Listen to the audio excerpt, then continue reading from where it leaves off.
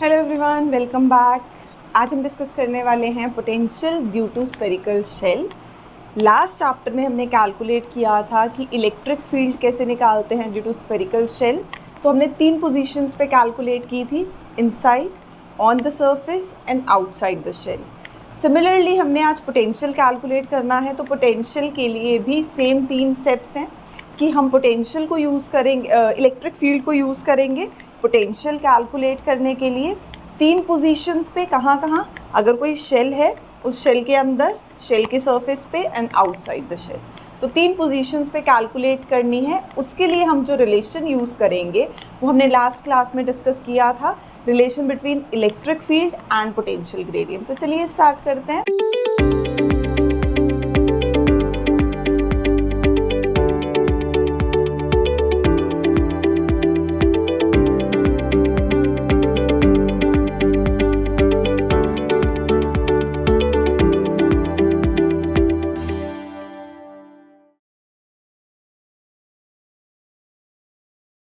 सबसे पहले जो लास्ट क्लास में हमने रिलेशन यूज़ किया है कि अगर हमें इलेक्ट्रिक फील्ड पता हो और हमें पोटेंशियल कैलकुलेट करना है, तो ये था relation V is equal to minus integral E dot d r. तो ये हमने निकाला था कि electric field is negative of potential gradient. तो उसी से अगर हमें किसी केस में इलेक्ट्रिक फील्ड पता हो और हमें पोटेंशियल कैलकुलेट करना है, तो हम ये एक्सप्रेशन यूज़ करते हैं। तो यहाँ पे potential at a point outside the shell, on the surface और इनसाइड कैलकुलेट करना है।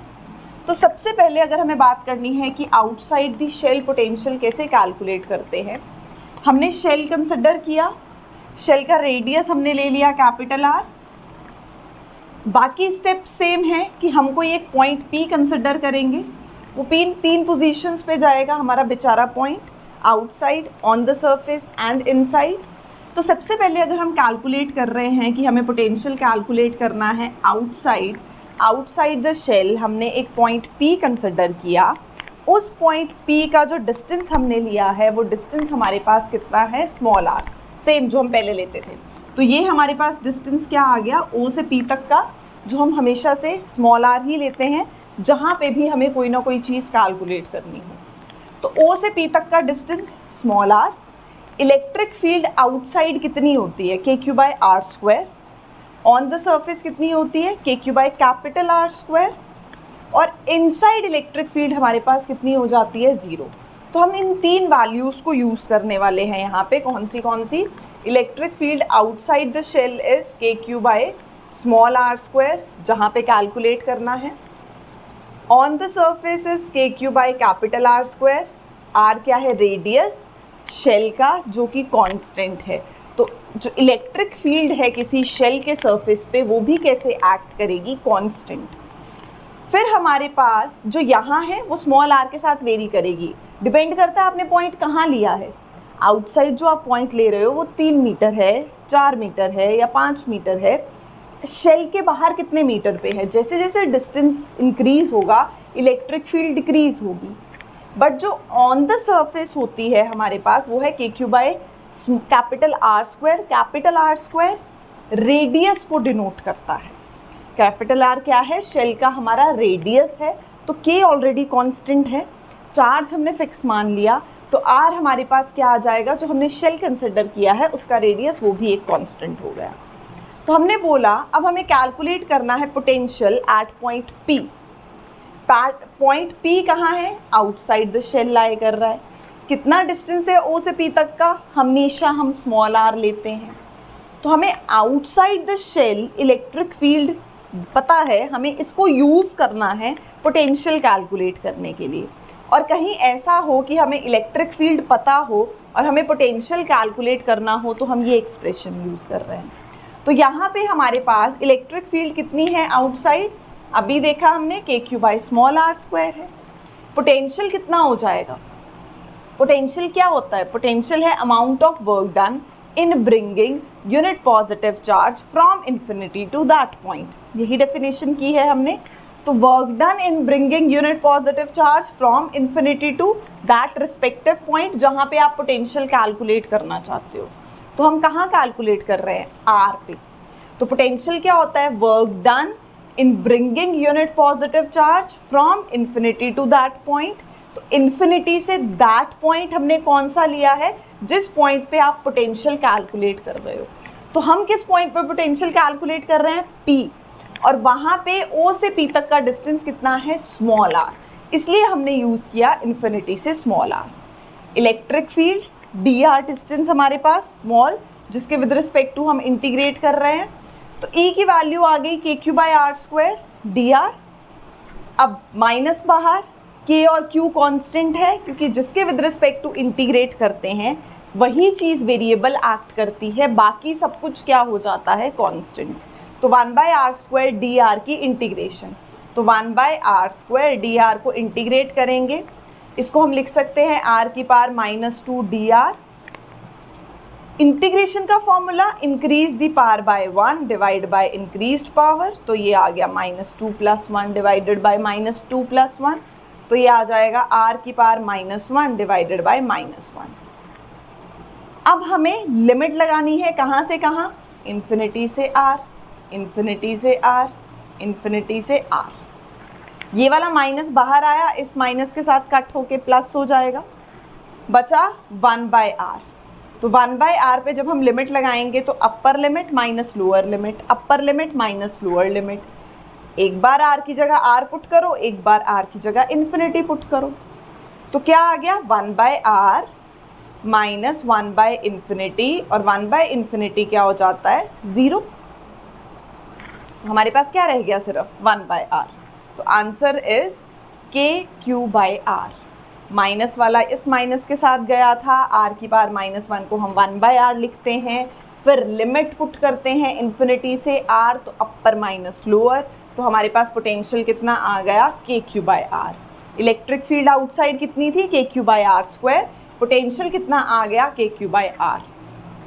तो जो पॉइंट चार्ज के लिए आता है वही हमारे पास यहाँ पे आ गया। शेल के बाहर आप किसी भी पॉइंट पे P पे कैलकुलेट कर रहे हो पोटेंशियल, तो kq/r inversely proportional to distance. अब हमें second step on the surface calculate करना है। तो जब हम ऑन द सरफेस लेंगे तो हमारे पास क्या आ जाएगा, इन्फिनिटी से r। अब हम कहाँ लेके आ रहे हैं, कोई भी चार्ज पार्टिकल है, पोटेंशियल क्या होता है, amount of work done in bringing unit positive charge from infinity to that point. अब आप किस पॉइंट पे लेके आ रहे हो, सरफेस पे लेके आ रहे हो। तो अगर सरफेस पे लेके आ रहे हो यहाँ से कहीं से, तो ये वाला डिस्टेंस इनफाइनाइट, और कहाँ है O से P, सरफेस पे। O से P सरफेस पे है, तो डिस्टेंस कितना हो गया, R। तो इस बार हम कहाँ से कहाँ लेके जाएंगे, इन्फिनिटी से R। बाकी step same, EDR values put की kq/r² dr, जिसके विद रिस्पेक्ट टू इंटीग्रेट करना है, किसके विद रिस्पेक्ट टू, dr बता रहा है r के विद रिस्पेक्ट टू, उस चीज़ को अंदर रखो, बाकी सब कांस्टेंट एक्ट करेंगे, बाहर ले जाओ। तो इन्फिनिटी से r, लिमिट्स पुट की, यहाँ पे जब हमने किया था 1/r माइनस 1/∞, अब हो जाएगा अपर लिमिट है R, तो 1/r माइनस 1/∞। तो आंसर इज kq/r। ये हमने ऑन द सरफेस कैलकुलेट किया, एट द सरफेस कैलकुलेट किया, तो हमारे पास कितनी आ गई वैल्यू, kq/R आ गई। ऑन द शेल kq/r है, आउटसाइड द शेल हमारे पास कितना है, kq/r। जैसे जैसे डिस्टेंस वेरी होगा, ये तो बेटा कांस्टेंट हो गया, क्योंकि जो हमने शेल कंसिडर किया है उस शेल का जो रेडियस है वो हमने फिक्स लिया है। तो हमारे पास कितनी आ गई, kq/R आ गई।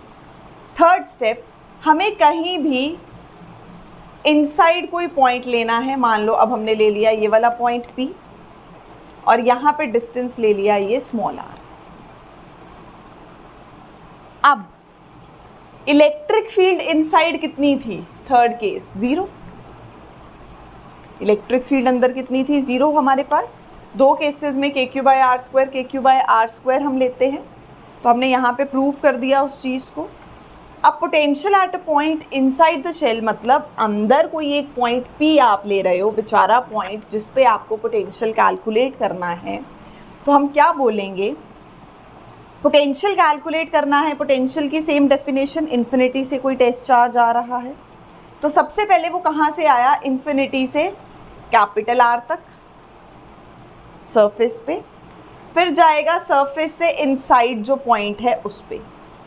अब हम इसको दो पार्ट्स में स्प्लिट कर रहे हैं। जब हम इंटेग्रल लिखते हैं, अगर हमारे पास इंटेग्रल a टू c हो तो हमें पता है हम उसको ब्रेक करके लिख सकते हैं a से b, फिर प्लस b से c। इंटीग्रेशन में सीखते हैं हम ये। कोई इंटीग्रेशन अगर आप कर रहे हो a टू c तो हम उसको ब्रेक कर सकते हैं कि बीच में b भी पॉइंट है तो a to b plus b to c। Similarly हम यही कॉन्सेप्ट यहाँ यूज़ कर रहे हैं कि अगर हमें पोटेंशियल कैलकुलेट करना है यहाँ किसी पॉइंट P पे, तो सबसे पहले पोटेंशियल आएगा इन्फिनिटी से, जो सरफेस हमने लिया था ऊपर वाला, ऑन द सरफेस जो वैल्यू कैलकुलेट की थी तो वो आ जाएगा हमारे पास। फिर P से अंदर वाला R, जो अंदर वाला डिस्टेंस पॉइंट P आप ले रहे हो। तो मीन्स हमारे पास अगर कोई ये शेल है, इन्फिनिटी से आप लेके आ रहे हो, इन्फिनिटी से कोई चार्ज आया तो पहले इस पॉइंट P पे, फिर P से ये वाला जो अंदर हमें कैलकुलेट करना है, यहाँ से यहाँ तक का डिस्टेंस स्मॉल r और यहाँ से यहाँ तक का डिस्टेंस कैपिटल R। तो दो पोर्शंस कौन से हो गए? एक तो हो गया इन्फिनिटी से कैपिटल R, फिर कैपिटल R से फाइनल पोजीशन क्या है? Small r। हम इन्फिनिटी से स्मॉल r लिखते हैं बट रास्ते में एक कैपिटल R भी आता है, तो हम इसको ब्रेक करके लिख सकते हैं कि हम कैलकुलेट कर रहे हैं इन्फिनिटी से capital R to capital R से स्मॉल r। बाकी formula same, minus e d r, तो ये इलेक्ट्रिक फील्ड कैलकुलेट करनी है। जो ये ई डॉट डी आर है, हम ये मान के चलते हैं कि पॉजिटिवली चार्ज्ड बॉडी, आपने शेल पे जो चार्ज रखा है वो कौन सा है? पॉजिटिव है। पॉजिटिव है तो इलेक्ट्रिक फील्ड लाइंस आउटवर्ड्स, और किसी भी सरफेस का सरफेस वेक्टर भी परपेंडिकुलरली आउटवर्ड्स। तो इलेक्ट्रिक फील्ड और सरफेस वेक्टर के बीच में एंगल कितना? हमारे पास 0 डिग्री, दोनों आउटवर्ड्स पॉइंट कर रहे हैं। तो इसलिए हर जगह हमने ई डॉट डी आर की जगह ई डी आर ले लिया, ई डी आर ले लिया, यहाँ पे भी ई डी आर ले लिया। अब कहाँ से कहाँ गए? इन्फिनिटी से कैपिटल R, कैपिटल R से स्मॉल r, तो माइनस ई डी आर, ये आ गया के क्यू, और ये आ गया इन्फिनिटी से R लिमिट। क्यों? क्योंकि ये तो इनसाइड है, इलेक्ट्रिक फील्ड इनसाइड कितनी होती है? 0। तो हमने एक वैल्यू 0 कर दी कि अंदर तो 0 है, सिर्फ क्या रह गई? इन्फिनिटी से कैपिटल R वाली इंटीग्रेशन रह गई। हमने वैल्यू पुट की k q by r square, infinity to R integrate किया तो फिर से क्या आ गया? के क्यू बाई कैपिटल R। तो अब हमने निकाला पोटेंशियल। जैसे यहाँ इलेक्ट्रिक फील्ड आई थी 3, ऐसे ही हमारे पास पोटेंशियल भी आ गया। तो पोटेंशियल आउटसाइड कितना आया? के क्यू बाई आर, के q by small r। Inside कितना आया? अगेन के क्यू बाई कैपिटल R, और ऑन द सरफेस कितना आया? के क्यू बाई कैपिटल R। तो हमने पहले इलेक्ट्रिक फील्ड के लिए भी क्या किया था? ग्राफ प्लॉट किया था। अब हम सेम चीज़ पोटेंशियल के लिए भी ग्राफ प्लॉट करेंगे। तो जब हमें ग्राफ प्लॉट करना है, यहाँ पे हमारे पास क्या आ जाएगा?